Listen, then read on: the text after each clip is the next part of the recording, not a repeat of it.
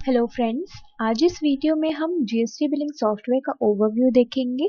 GST billing software में हम business related work को मैनेज कर सकते हैं, जैसे सिंपल जीएसटी बिलिंग कर सकते हैं एंड बिल वाइज जो पेमेंट का रिकॉर्ड है उसको मेंटेन कर सकते हैं एंड जो प्रोडक्ट नेम वाइज जो स्टॉक की डिटेल्स होती है वो हम इसमें देख सकते हैं।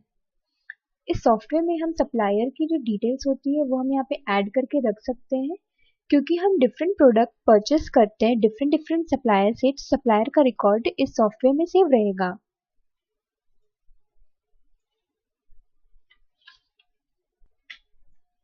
कस्टमर की डिटेल्स हम इसमें ऐड करके रख सकते हैं।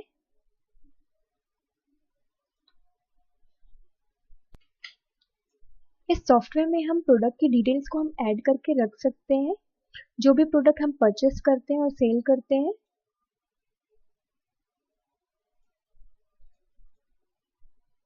और जो प्रोडक्ट हमने लिया है उसकी कैटेगरी, यूनिट एंड उसका जो प्रोडक्ट का बारकोड है वो भी हम इसमें ऐड करके रख सकते हैं। परचेस से रिलेटेड हम परचेस ऑर्डर की एंट्री यहाँ पे हम करके रख सकते हैं।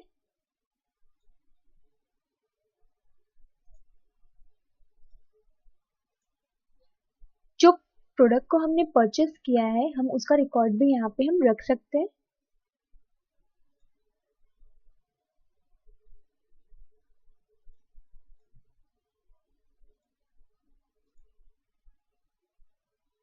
एंड जो प्रोडक्ट को हमने परचेस किया है अगर उसे हमें रिटर्न करना है तो उसका रिकॉर्ड भी हम यहाँ पे रख सकते हैं।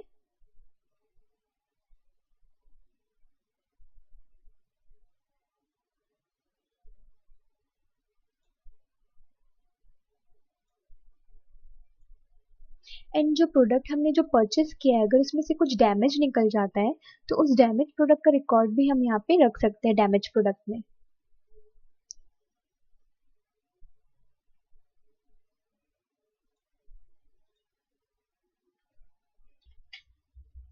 सेल से रिलेटेड जो कस्टमर हमें ऑर्डर देता है या हम कस्टमर से ऑर्डर लेते हैं उसका हम मतलब ऑर्डर यहाँ पे हम रिकॉर्ड रख सकते हैं सेल ऑर्डर में।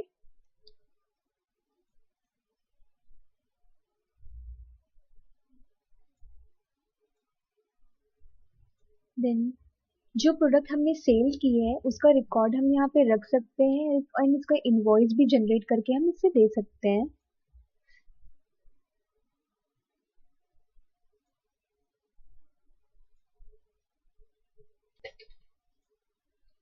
रिटर्न सेल में अगर कस्टमर ने हमसे कोई भी प्रोडक्ट को रिटर्न कर दिया है जो हमने सेल किया था तो उसका रिकॉर्ड हम यहाँ पे रख सकते हैं।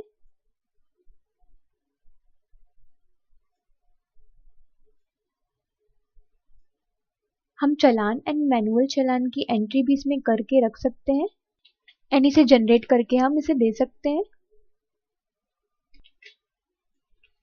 एस्टिमेट बिल में हम किसी भी कस्टमर को कोटेशन या एस्टिमेट बिल बना के दे सकते हैं।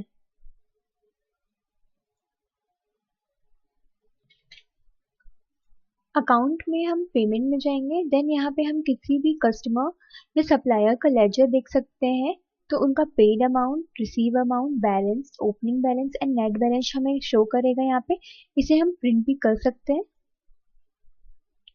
पेमेंट में हम अगर किसी को पेमेंट करते हैं तो हम नॉर्मल पेमेंट भी कर सकते हैं एंड इनवॉइस बेस्ड भी पेमेंट हम इसमें इसका रिकॉर्ड हम यहाँ पे सेव करके रख सकते हैं।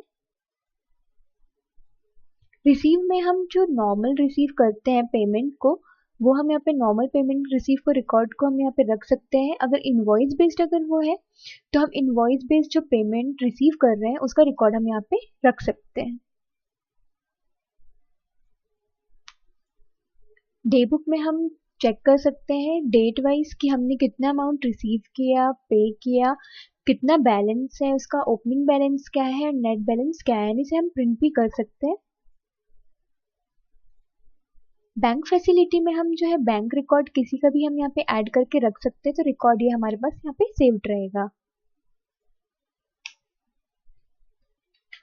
इस सॉफ्टवेयर में हम डिफरेंट टाइप के रिपोर्ट को जनरेट कर सकते हैं, जैसे sale report, purchase report, sale return report, purchase return report, damage report, sale order report, purchase order report, manual challan report, salary report, expiry report normal pay report, normal receive report.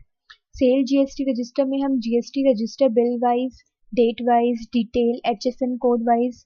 And purchase GST register में हम bill wise, date wise, detail and HSN code wise इतने सारे reports हम इस पूरे software में हम generate कर सकते हैं।